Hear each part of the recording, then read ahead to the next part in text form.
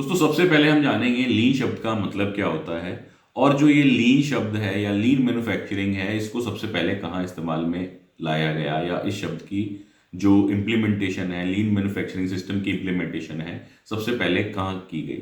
आप ये लोगो जो साइड में आपको दिख रहा है टोयोटा कंपनी का, इसको देखकर समझ गए होंगे कि लीन शब्द को सबसे पहले इम्प्लीमेंट किया गया या लीन मैन्युफैक्चरिंग को सबसे पहले लेकर के आया गया टोयोटा कंपनी के अंदर, जो कि टीपीएस है, टोयोटा प्रोडक्शन सिस्टम के तहत इसको टोयोटा कंपनी में इम्प्लीमेंट किया गया। उसके बाद बाकी सारी कंपनीज ने इन सब चीज़ों को इम्प्लीमेंट किया। अब जानते हैं लीन शब्द का मतलब क्या होता है। दोस्तों आपकी स्क्रीन पर एक ये व्यक्ति दिखाई दे रहा है जो कि फैट है और ये जो व्यक्ति है ये दिखाई दे रहा है जो कि फिट है। तो बेसिकली लीन शब्द का मतलब होता है एकदम फिट होना, एकदम परफेक्ट होना। जो आपको लेफ्ट साइड में जो व्यक्ति दिखाई दे रहा है इसकी बॉडी के ऊपर बहुत सारा जो फैट है वो जमा है, ठीक है। और ये जो व्यक्ति है इस पे जो फैट है वो ना के बराबर है, ठीक है, या उतना ही है जितना रिक्वायर्ड है, ठीक है। कि भाई जैसे कोई व्यक्ति है उसकी मसल्स हैं तो मसल्स तो होनी चाहिए, ऐसा भी नहीं होनी चाहिए बिल्कुल एकदम खत्म उसकी कहानी, सिर्फ हड्डियां दिख रही हैं, और इतना भी नहीं होने चाहिए जैसे ये भाई साहब आपको दिखाई दे रहे हैं कि दुनिया भर का इन्होंने क्या कर रखा है, अपने शरीर के ऊपर फैट लटका रखा है। अगर मैं आपसे कहूँ आपके ऊपर मैं 10 किलो एक्स्ट्रा वजन बांध दूंगा पेट के ऊपर या कमर के ऊपर, आपको उसके साथ ही चलना है, फिरना है, सोना है, जगना है, उठना है, टॉयलेट में जाना है, मतलब हर जगह आपके साथ वो 10 किलो या 15 किलो एक्स्ट्रा वजन रहेगा। तो आपकी प्रोडक्टिविटी कैसे निकलेगी या कैसे निकल करके आएगी? तो आपकी जो प्रोडक्टिविटी है, आउटपुट है, वो बहुत ही ज़्यादा डाउन हो जाएगी। ऐसी जो इंडस्ट्रीज़ हैं इनमें छुपे हुए फैट या छुपे हुए जो नुकसान हैं बहुत सारे होते हैं जो हमें हमें दिखाई नहीं देते, या हमें दिखाई भी देते हैं तो हम उनको जाने अनजाने में इग्नोर कर देते हैं। तो ये जो लीन की जर्नी है इन्हीं फैट को आइडेंटिफाई करने की है और आपको फैट से फिट बनाने की है। क्या? फैट से फिट बनाने की है। फैट के अंदर FAT फैट होता है और फिट के अंदर FIT फिट होता है। सिर्फ एक ही जो शब्द है उसका अंतर है, फैट से फिट। तो लीन जो जर्नी है उसके दौरान जो इंडस्ट्री है उसको हमें फैट से फिट बनाना है। जो भी अनवांटेड वेस्टेज हैं उनको आइडेंटिफाई करना है, उनको एलिमिनेट करना और फैक्ट्री को फिट करना है। और इसको अगर मैं टेक्निकल लैंग्वेज में कहूँ कि कुछ लोग कमेंट करेंगे जी लीन मैन्युफैक्चरिंग की डेफिनेशन क्या है, तो डेफिनेशन के तौर पे बात करें तो क्या है कि जो इंडस्ट्री के अंदर या मैन्युफैक्चरिंग सिस्टम के अंदर जो NVAs हैं, नॉन वैल्यू एडेड एक्टिविटीज़ हैं, उनको आइडेंटिफाई करना, उनको एलिमिनेट करना और सिस्टम को एफिशिएंट बनाना क्या कहलाता है? लीन मैन्युफैक्चरिंग कहलाता है। और मोटा मोटा क्या है ये जो मैंने आपको समझाया, बस ये आप रट लो, फैट से फिट की जर्नी है, ठीक है। कि अनवांटेड से वांटेड की तरफ जाना है, वेस्ट को बिल्कुल एलिमिनेट कर देना है, ठीक है। और लीन मैन्युफैक्चरिंग को थोड़ा सा और टेक्निकल हम समझें तो बेसिकली क्या है, एक वैल्यू एडिशन की बात करते हैं हम लीन मैन्युफैक्चरिंग के अंदर। जो कस्टमर होता है वो हमें किस चीज़ के पैसे देता है? वैल्यू के पैसे देता है। अगर कस्टमर को ये पेन चाहिए या ये माउस चाहिए तो माउस के ही पैसे दे रहा है या पेन के ही पैसे दे रहा है। अब माउस के बदले मैं उसको कुछ और दे दूँ, कुछ और सामान दे दूँ कि भाई मुझे माउस चाहिए, उसको मैंने बोला जी नहीं आप माउस ने कीबोर्ड ले लो, या माउस उसको चाहिए वायरलेस, मैंने उसको वायर वाला दे दिया, सर ये वायरलेस से बहुत बढ़िया काम करता है, बहुत ज़्यादा लंबे समय तक चलेगा। तो हमने क्या किया? कस्टमर की डिमांड को मीट नहीं किया, हमने जो कस्टमर को चाहिए वो प्रोडक्ट सप्लाई नहीं किया, कोई दूसरा प्रोडक्ट सप्लाई कर दिया या प्रोडक्ट में चेंज कर दिए, ठीक है। तो कस्टमर हमें उस चीज़ के पैसे नहीं देता, कस्टमर हमें वैल्यू के पैसे देता है। जो हम प्रोडक्ट के अंदर वैल्यू ऐड करते हैं, उसको यूजेबल बनाते हैं कस्टमर के लिए, उसके पैसे देता है।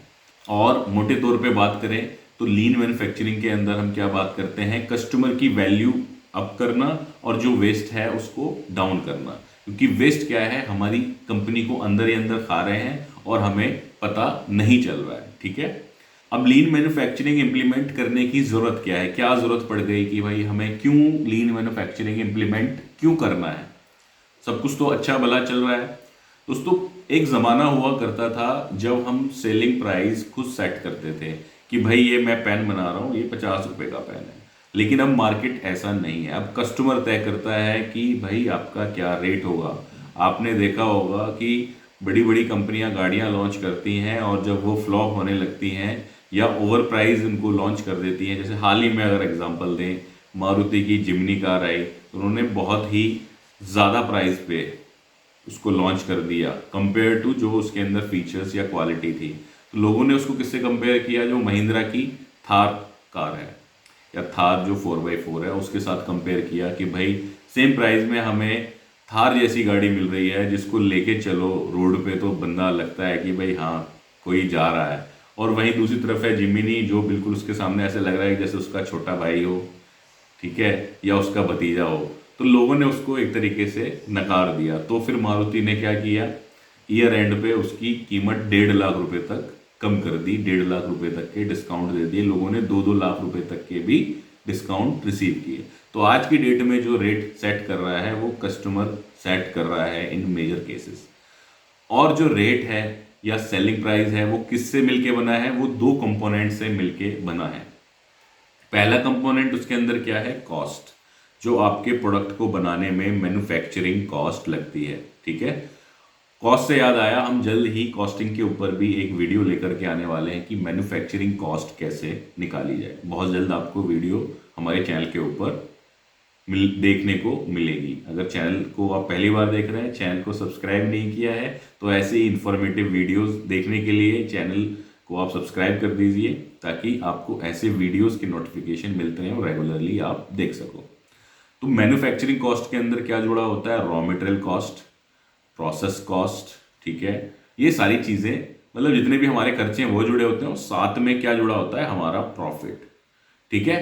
प्रॉफिट हमें क्यों चाहिए, प्रॉफिट चाहिए हमें सैलरी देने के लिए, हमारे बाकी खर्चे जो इसके अलावा हैं उसको पूरा करने के लिए, बिजनेस एक्सपेंशन के लिए। ये तो नहीं है कि आज मैंने कंपनी लगाई है और वो अगर उसके अंदर 10 मशीनें हैं, 10 का ही मेरा विजन है, 10 को 20 करना है, 20 को 30 करना है, 30 को 300 करना है, तो वो सब कहाँ से पैसा आएगा, वो आएगा पैसा प्रॉफिट से, ठीक है। तो सेलिंग प्राइस के क्या दो कंपोनेंट हुए, कॉस्ट प्लस प्रॉफिट। जो ये प्रॉफिट है ये मुनाफा जिसको हम बोलते हैं, ये हमारी जेब में असल मायने में आता है।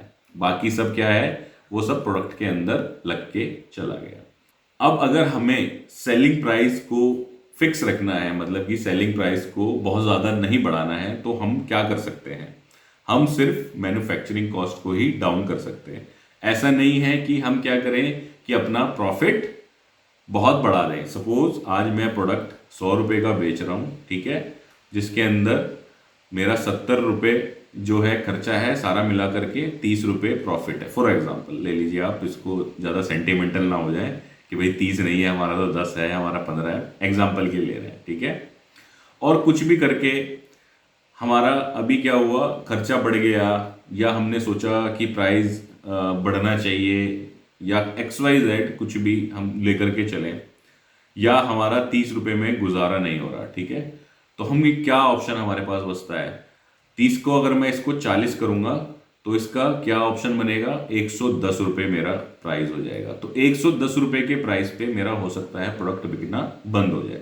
तो इस केस में मुझे क्या करना है, मुझे करना है जो मेरा जो खर्चा है उसको 60 रुपये पे लाना है, ताकि मेरा प्रॉफिट जो है 40 रुपये पे जाए और मैं उससे अपनी सारी चीज़ें कवर कर सकूं। वही आपको यहाँ डायग्राम के तरीके में समझाया हुआ है कि हमारा जो सेलिंग प्राइस है दो कंपोनेंट से मिलके बना है, रेड वाला है कॉस्ट और ग्रीन वाला है हमारा प्रॉफिट, ठीक है।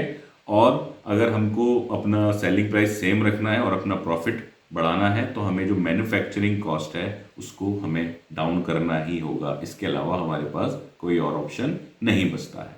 और लीन जो है हमारी मदद किस चीज़ में करता है, लीन हमारी मदद करता है वेस्ट को आइडेंटिफाई करने में, जो कि हमारे डायरेक्टली इनडायरेक्टली किस में जाते हैं, वो हमारा जाता है खर्चे के अंदर। तो वेस्ट क्या है, बेसिकली वेस्ट ऐसी कोई प्रोसेस है जिसके कस्टमर हमें पैसे नहीं देता। जैसे आप यहाँ पर देख रहे हो, ये एक बैल है जो कि चक्की से बंधा हुआ है और ये राउंड और राउंड एंड राउंड चक्की पीसिंग एंड पीसिंग एंड पीसिंग, चक्की को पीस रहा है, ठीक है। तो इससे क्या रिजल्ट मिल रहा है हमें, इससे हमें गेहूं मिल रहा है, ठीक है। ये हमारा रिजल्ट हो गया। वहीं एक ये भाई साहब हैं, ये खूंटे से बंधे हैं और राउंड एंड राउंड घूमे जा रहे हैं, मतलब ये बॉस के अपने चक्कर लगा रहे हैं कि भैया बॉस इज ग्रेट, उसी के चारों तरफ घूमे जा रहे हैं, कंपनी में एक्चुअल में कुछ काम नहीं कर रहे हैं। तो उससे क्या रिजल्ट निकल रहा है, उससे रिजल्ट ये निकल रहा है, बॉस तो खुश हो गया कि भाई बहुत बढ़िया बंदा है, लेकिन ओवरऑल जो इंडस्ट्री के लिए रिजल्ट निकला वो क्या निकला, नील बटा सन्नाटा, ठीक है।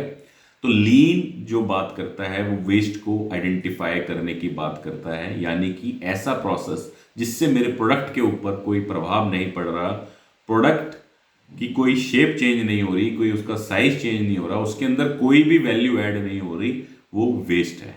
और ना ही हमें वेस्ट प्रोसेस के कस्टमर पैसे देता है। दोस्तों, वेस्ट को एलिमिनेट करने की जरूरत क्या है? बेसिकली जो इंडस्ट्री के अंदर एक्टिविटीज होती हैं उनको हम मोटे तौर पे दो एक्टिविटीज में डिफाइन कर सकते हैं या डिवाइड कर सकते हैं। फर्स्ट वन इज हमारी value added, VA, value added activities, ठीक है।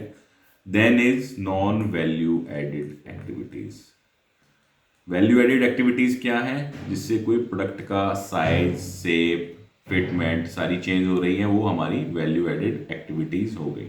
और नॉन वैल्यू एडेड एक्टिविटीज क्या है, जिससे हमारे प्रोडक्ट की साइज, शेप, फॉर्म के ऊपर कोई फर्क नहीं पड़ रहा।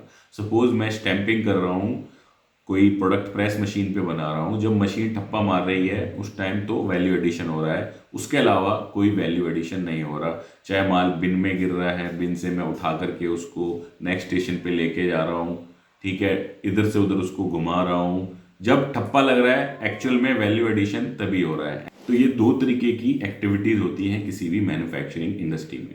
अब जो नॉन वैल्यू एडेड एक्टिविटीज हैं इनको भी फर्दर दो कैटेगरी में डिवाइड किया गया है, NNVA या ENVA और मुदा।